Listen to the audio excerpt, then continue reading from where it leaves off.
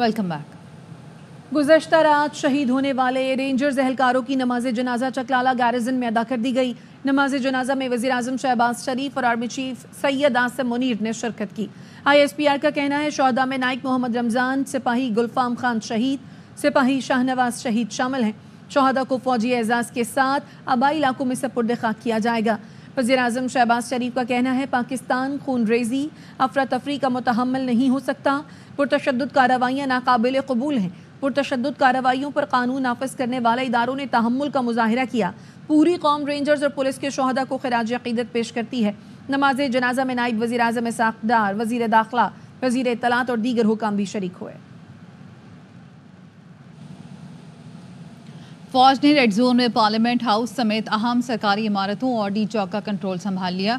हुकूमत ने शरपसंदों से आनी हाथों से निपटने और मौके पर गोली मारने के अहकाम भी दे दिए।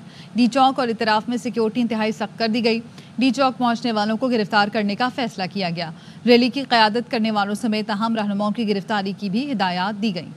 पाक फौज की तैनाती आइन के आर्टिकल 245 के तहत की गई है। एहतजाज की आड़ में पुरतशद्दुद कार्रवाइयों में पुलिस और रेंजर्स की शहादत समेत सरकारी इमलाक को नुकसान पहुंचाने के वाक़यात की रोशनी में ये फैसला किया गया। इस्लामाबाद में तहरीक इंसाफ का एहतजाज, पुलिस को मुजाहिरीन से निमटने का इख्तियार मिल गया। वज़ीर दाखिला मोहसिन नकवी कहते हैं फसाद की जड़ खुफिया हाथ है। PTI लीडरशिप तो बात करना चाहती थी, लेकिन पार्टी को कंट्रोल करने वाला एक खुफिया हाथ सब पर भारी है। वो पार्टी टेक ओवर करना चाहता है, खुद PTI के साथ हाथ होने वाला है। हमने इनको संजानी की जगह ऑफर की थी। इन्होंने हमसे 2 दफ़ा सीज़ फायर करके उन्होंने कहा आप हमारे रोक दें, हम संजानी की तरफ जा रहे हैं। इन्होंने हमसे रास्ते खुलवाए कि संजानी की तरफ हमें रास्ते दें। वो मुज़ाकरात करते हैं, उनके फैसले भी हो जाते हैं, लेकिन पीछे खुफिया लीडरशिप है जो सारा कंट्रोल करिए। का एजेंडा बिल्कुल पाकिस्तान का एजेंडा नहीं है। फसाद की जड़ सिर्फ वो एक खुफिया है। उनकी लीडरशिप बात भी करना चाहती थी, लेकिन वो एक चीज़ जो है ना वो सब पे भारी है। उसने मुझे नहीं पता पार्टी को कब टेक ओवर करना है। उसके इरादे कुछ और है। इनकी PTI के साथ हाथ हो 4,500 का एक कहलाता है कहाँ से आए। KP की गवर्नमेंट ने उनको प्रोवाइड किए हैं सारे के सारे। कल हमारी टोटल 4 शहादतें हुई, 3 रेंजर्स की, 1 पंजाब पुलिस के जवान की। हम किसी भी सूरत में जानी नुकसान नहीं चाहते। अभी मैं IG साहब को ये कह के हूँ, अब ये उनका इख्तियार है कि वो जिस तरह भी इसको टैकल करना चाहें करें। और हेड ऑफ स्टेट आपका इस टाइम रेड जोन में बैठा हुआ है, उसकी प्रोटेक्शन हमारे लिए सबसे इम्पोर्टेंट है। PTI मुजाहिरीन की बड़ी तादाद डी चौक पहुंच गई है। पुलिस की जानिब से आंसू गैस की शेलिंग, मुजाहिरीन का रास्ता रोकने की कोशिश। वज़ीर आला KP अली अमीन गंडापुर मुजाहिरीन की क़यादत कर रहे हैं। बुशरा बीबी भी काफ़िले में शरीक। अली अमीन गंडापुर का कहना है कि बानी PTI के अहकाम तक उन्होंने डी चौक से आगे नहीं जाना। बानी PTI ने हमेशा पुरअमन रहने का दर्ज दिया। पुरअमन एहतजाज में गलत लोग शामिल कराए जाएंगे जो माहौल ख़राब कर सकते हैं। हमें पुरअमन तरीके से धरना करने दो, कोई हम पर जुल्म का निज़ाम मुसल्लत नहीं कर सकता। उन्होंने PTI के कारकुनान और सपोर्टर से अपील की है कि वो अपनी जद्दोजहद में पुरअमन रहें। सबको बताना चाहते हैं कि वो बानी PTI की जल्द रिहाई के लिए बहुत पुरुम्मीद हैं। बुशरा बीबी खून खराबा चाहती हैं। ये लोग प्लान करके आए हैं, लाशें गिरें ताकि उस पर सियासत चमकाएं। वज़ीर इत्तलात अता तारड़ कहते हैं किराए पर लाए लोगों को आगे करके बुशरा बीबी खुद पीछे छुपी हुई हैं। एहतजाज करने वाले बाज आ जाएं, हमें मजबूर मत करें कि आखिरी हद तक जाएं। पुलिस और रेंजर्स के शहीदों का खून किसके हाथ पर तलाश करें। जो पैसे दे के किराए पे मजदूर और बच्चों को आप लाए हैं, उसके पीछे आपकी पुलिस है KP की। तो बुशरा बीबी जो छुपी हुई है पीछे, गरीब के बच्चे को क्यों आगे करते हो? आओ हिम्मत करो, लीड करो आगे आके। वहाँ से आंसू गैस पुलिस के ऊपर फेंक रहे, तो शदीद रद्द अमल आएगा। रियासत जो है बहुत सब्र का मुजाहरा कर रही है। बुशरा बीबी ये प्लान करके आई है कि हमने लाशें गिरवानी हैं, और लाशें गिरवा के हम ये चाहते हैं कि यहाँ पे खून खराबा हो। जो रेंजर शहीद हुए हैं उनका खून किसके हाथ पे तलाश किया जाए, इसका बाकायदा तौर पे रिस्पांस आएगा। किसी को इजाजत नहीं दी जाएगी कि बेलारूस के सदर का दौरा खराब करें। हमें मजबूर मत करें कि हम आखिरी हद तक आपके खिलाफ जाएं। अभी भी टाइम है, बाज आ जाएं और रिट्रीट करें। यहाँ सबको बताना चाहता हूँ बानी PTI की जल्द रिहाई के लिए बहुत पुरुम्मीद है। बैरिस्टर गौहर का ट्वीट। चेयरमैन PTI ने कारकुनान और हामियों से अपील की है कि जद्दोजहद में पुरअमन रहें। उन्होंने हुकूमत से मुतालबा किया कि बेगुनाह लोगों पर मुकदमे दर्ज करने से बाज रहे।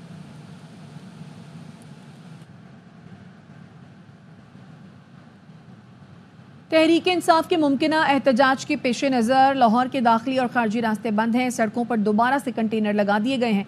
لاہور سے باہر جانے اور آنے والوں کو شدید مشکلات کا سامنا ہے. ہمارے نمائندے نذیر بھٹی بتی چوک پر موجود ہیں, ان سے مزید جانتے ہیں.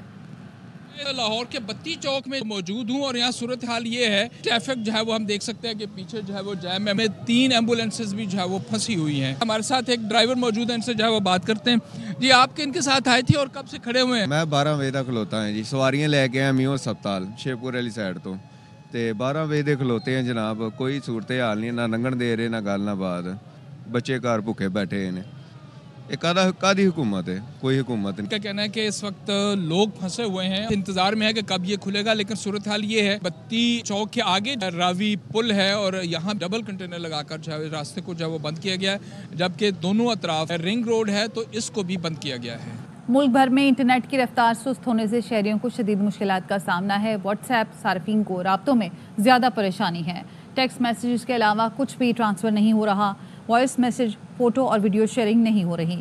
وی پی این کے بغیر واٹس ایپ استعمال کرنے والے پریشان ہیں. انٹرنیٹ بالخصوص واٹس ایپ کی سروس جزوی طور پر کیوں معطل ہے؟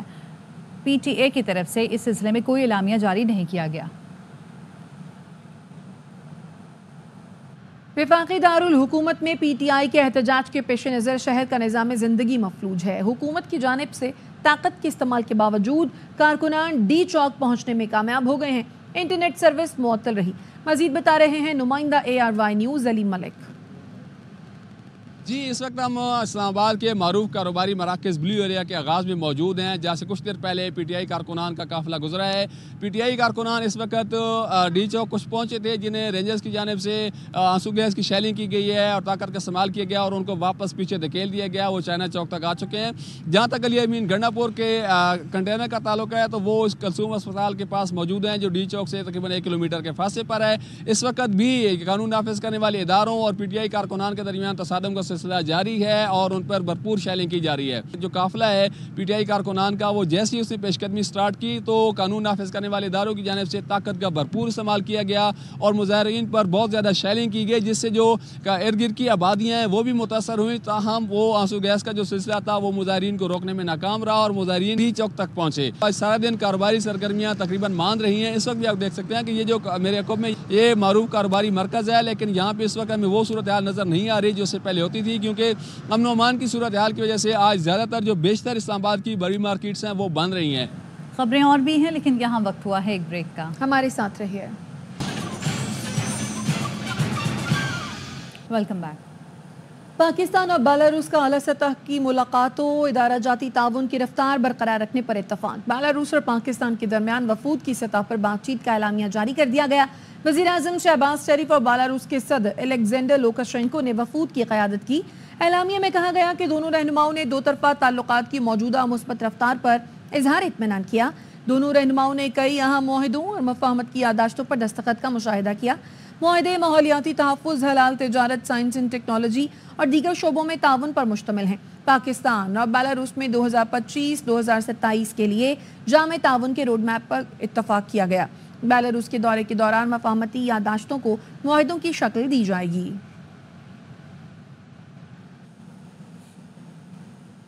ہمیشہ پاکستان کی صورتحال پر تشویش رہی ہے. تازہ واقعات کا بھی جائزہ لے رہے ہیں. بیلاروس کے صدر الیگزینڈر لوکاشینکو نے کہا کہ وہی ملک سلامت رہیں گے جن کے عوام متحد ہوں گے اور ملک کے مستقبل کا سوچیں گے. عالمی طاقتیں پاکستان کے موقف سے خوش نہیں. پاکستان بیلاروس تجارتی تعلقات افسوسناک حد تک پیچھے ہیں. We're always concerned with the things which sometimes happen here which shouldn't have happened in your society. And of course we are watching very closely the situation happening now. Rapidly changing world. Only those countries will survive who has the unity of its nation, where the people think about the future of their country when they unite around the leadership of their country. A very cruel fight for the leadership is happening now, and your country obviously is involved in that whirlpool. You exactly know what Pakistan really wants, and you made it clear and public internationally, globally. However, the big countries are not happy with such a position of Pakistan. Diplomatic relationships are brilliant today. However, our trade and economic relationship dramatically lag behind the political one. We need to monetize our political relationship. Pak Afghan سرحد سے خوارج کے ایک گروہ کی دراندازی کی کوشش، security forces کی مؤثر جوابی کارروائی میں 3 خوارج جہنم واصل کر دیے گئے۔ ISPR نے بتایا ہے خوارج کا گروہ شمالی وزیرستان کے علاقے حسن خیل سے داخل ہونے کی کوشش کر رہا تھا۔ پاکستان بار بار مؤثر بارڈر مینجمنٹ کے لیے کہہ چکا ہے، توقع ہے افغان عبوری حکومت اپنی سرزمین خوارج کو استعمال نہیں کرنے دے گی۔ سیکیورٹی فورسز دہشت گردی کے خاتمے کے لیے پرعزم ہیں۔